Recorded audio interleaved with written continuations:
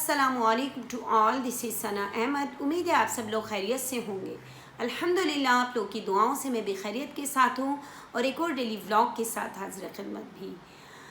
الحمدللہ ناظرین و حاضرین، ہمارا 14واں پارہ ربع ماہ کا اختتام ہونے کو ہے، ایک صفحہ رہ گیا ہے اور سورہ نحل کا بھی اختتام ہونے والا ہے۔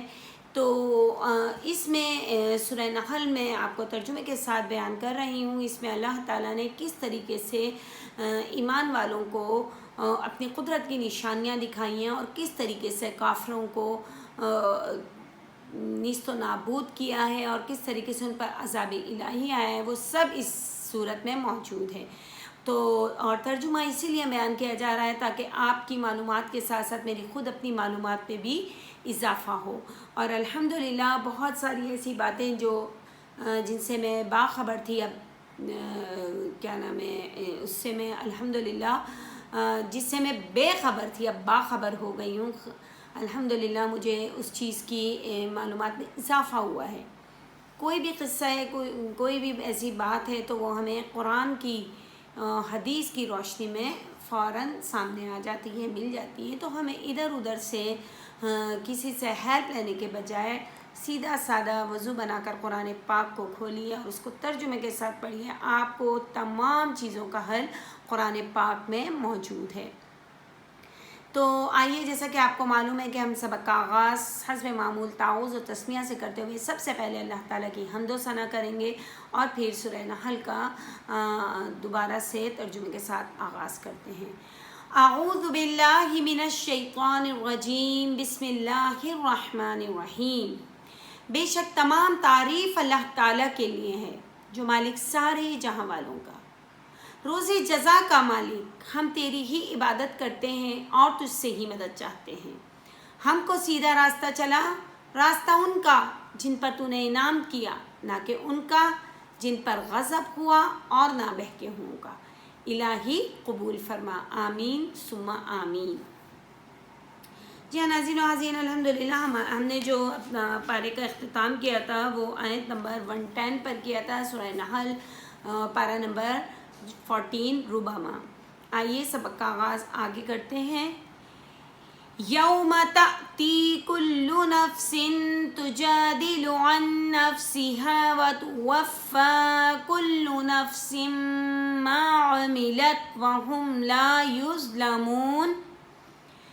جس دن ہر متنفس اپنی طرف سے جھگڑا کرنے آئے گا اور ہر شخص کو اس کے اعمال کا پورا پورا بدلہ دیا جائے گا اور کسی کا نقصان نہیں کیا جائے گا۔ وَضَرَبَ اللَّهُ مَثَلًا قَرْيَةً كَانَتْ آمِنَةً مُطْمَئِنَّةً يَأْتِيهَا رِزْقُهَا رَغَدًا مِّن كُلِّ مَكَانٍ فَكَفَرَتْ بِأَنْعُمِ اللَّهِ فَأَذَاقَهَا اللَّهُ لِبَاسَ الْجُوعِ وَالْخَوْفِ بِمَا كَانُوا يَصْنَعُونَ۔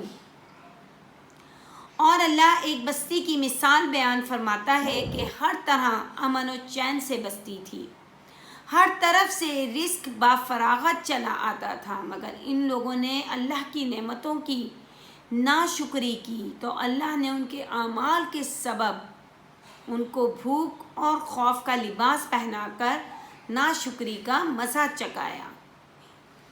وَلَقَدْ جَاءَهُمْ رَسُولٌ مِّنْهُمْ فَكَذَّبُوهُ فَأَخَذَهُمُ الْعَذَابُ وَهُمْ ظَالِمُونَ۔ اور انہی کے پاس انہی میں سے ایک پیغمبر آیا تو انہوں نے اس کو جھٹلایا، سو ان کو عذاب نے آ پکڑا اور وہ ظالم تھے۔ فَكُلُوا مِمَّا رَزَقَكُمُ اللَّهُ حَلَالًا طَيِّبًا وَاشْكُرُوا نِعْمَةَ اللَّهِ إِن كُنتُمْ إِيَّاهُ تَعْبُدُونَ۔ بس اللہ نے جو تم کو حلال طیب رزق دیا ہے اسے کھاؤ اور اللہ کی نعمتوں کا شکر کرو اگر اسی کی عبادت کرتے ہو۔ انما حرم علیکم المیتۃ والدم ولحم الخنزیر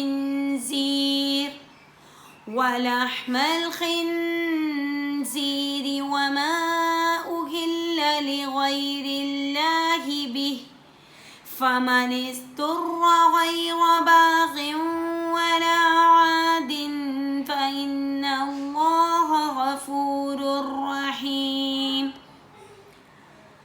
اس نے تم پر مردار اور لہو اور سور کا گوشت حرام کر دیا ہے، اور جس چیز پر اللہ کے سوا کسی اور کا نام پکارا جائے اس کو بھی، ہاں اگر کوئی ناچار ہو جائے تو بشرط یہ کہ گناہ کرنے والا نہ ہو اور نہ حد سے نکلنے والا، تو اللہ بخشنے والا مہربان ہے۔ وَلَا تَقُولُوا لِمَا تَصِفُ أَلْسِنَتُكُمُ الْكَذِبَ هَذَا حلال وهذا حرام لتفتروا على الله الكذب إن الذين يفترون على الله الكذب لا يفلحون۔ اور یوں ہی جھوٹ جو تمہاری زبان پر آ جائے مت کہہ دیا کرو کہ یہ حلال ہے اور یہ حرام ہے کہ اللہ پر جھوٹ بہتان باندھنے لگو۔ جو لوگ اللہ پر جھوٹ بہتان باندھتے ہیں ان کا بھلا نہیں ہوگا۔ متاع قلیل وَلَهُمْ عَذَابٌ أَلِيمٌ۔ فائدہ تو تھوڑا سا ہے مگر اس کے بدلے ان کو عذاب علیم مطلب بہت بڑا عذاب ہوگا۔ وَعَلَى الَّذِينَ هَادُوا حَرَّمْنَا مَا قَصَصْنَا عَلَيْكَ مِن قَبْلُ وَمَا ظَلَمْنَاهُمْ وَلَكِنْ كَانُوا أَنفُسَهُمْ يَظْلِمُونَ۔ اور جو چیزیں ہم تم سے پہلے بیان کر چکے ہیں وہ ہم نے یہودیوں پر حرام کر دی تھی، اور ہم نے ان پر کچھ ظلم نہیں کیا بلکہ وہی اپنے آپ پر ظلم کرتے تھے۔ ثم ان ربك للذين عملوا السوء بجهالة ثم تابوا من بعد ذلك وأصلحوا إن ربك من بعدها لغفور رحيم۔ پھر جن لوگوں نے نادانی سے برا کام کیا پھر اس کے بعد توبہ کی اور نیکوکار ہو گئے تو تمہارا پروردگار ان کو توبہ کرنے اور نیکوکار ہو جانے کے بعد بخشنے والا اور ان پر رحمت کرنے والا ہے۔ ان ابراہیم کان امۃ قانتا للہ حنیفا وَلَمْ يَكُ مِنَ الْمُشْرِكِينَ۔ بے شک ابراہیم لوگوں کے امام اور اللہ کی فرما بردار تھے جو ایک طرف کے ہو رہے تھے اور مشرکوں میں سے نہ تھے۔ شَاكِرًا لِأَنْعُمِهِ اجْتَبَاهُ وَهَدَاهُ إِلَى صِرَاطٍ مُسْتَقِيمٍ۔ اس کی نعمتوں کے شکر گزار تھے، اللہ نے ان کو برگزیدہ کیا تھا اور اپنی سیدھی راہ پر چلایا تھا۔ وَآتَيْنَاهُ فِي الدُّنْيَا حَسَنَةً وَإِنَّهُ فِي الْآخِرَةِ لَمِنَ الصَّالِحِينَ۔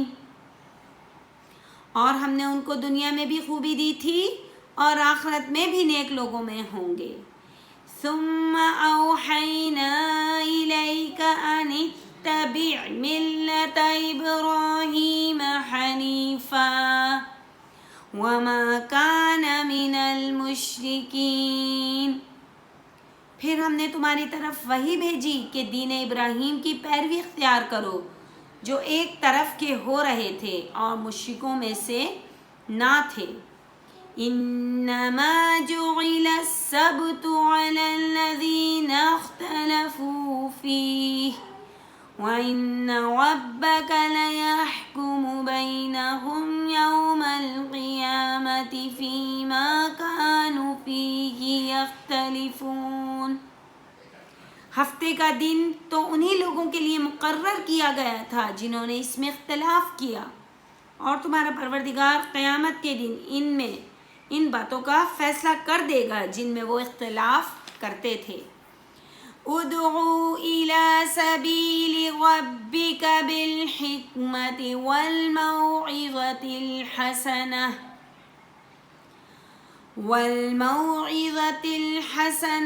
وجادلهم بالتي هي أحسن إن ربك هو أعلم بمن ضل عن سبيله وهو أعلم بالمهتدين۔ اے پیغمبر صلی اللہ علیہ وآلہ وسلم، لوگوں کو دانش اور نیک نصیحت سے اپنے پروردگار کے رستے کی طرف بلاؤ اور بہت ہی اچھے طریقے سے ان سے مناظرہ کرو۔ جو اس کے رستے سے بھٹک گیا تمہارا پروردگار اسے بھی خوب جانتا ہے، اور جو رستے پر چلنے والے ہیں ان سے بھی خوب واقف ہے۔ وَإِنْ عَاقَبْتُمْ فَعَاقِبُوا بِمِثْلِ مَا عُوقِبْتُمْ بِهِ وَلَئِنْ صَبَرْتُمْ لَهُوَ خَيْرٌ لِلصَّابِرِينَ وَاصْبِرْ وَمَا صَبْرُكَ إِلَّا بِاللَّهِ وَلَا تَحْزَنْ عَلَيْهِمْ وَلَا تَكُ فِي ضَيْقٍ مِّمَّا يَمْكُرُونَ إِنَّ اللَّهَ مَعَ الَّذِينَ اتَّقَوْا وَالَّذِينَ هُمْ مُحْسِنُونَ۔ اور اگر تم ان کو تکلیف دینی چاہو تو اتنی ہی دو جتنی تکلیف تم کو ان سے پہنچی، اور اگر صبر کرو تو وہ صبر کرنے والوں کے لیے بہت اچھا ہے۔ اور صبر ہی کرو، اور تمہارا صبر بھی اللہ ہی کی مدد سے ہے، اور ان کے بارے میں غم نہ کرو، اور یہ جو بد اندیشی کرتے ہیں اس سے تنگ دل نہ ہو۔ کچھ شک نہیں کہ جو پرہیزگار ہیں اور جو نیکوکار ہیں اللہ ان کا مددگار ہے۔ صدق اللہ العظیم۔ جی ہاں ناظرین و حاضرین، الحمدللہ یہاں ہمارا پارہ نمبر 14 اپنے اختتام کو پہنچا، اور سورہ نحل کا بھی اپنا اختتام ہوا۔ کل انشاءاللہ ایک اور نئے ولاگ کے ساتھ، نئے پارے کے ساتھ اور نئی صورت کے ساتھ دوبارہ حاضر خدمت ہوں گی۔ جب تک اجازت دیجیے، اللہ حافظ اور السلام علیکم ورحمۃ اللہ وبرکاتہ۔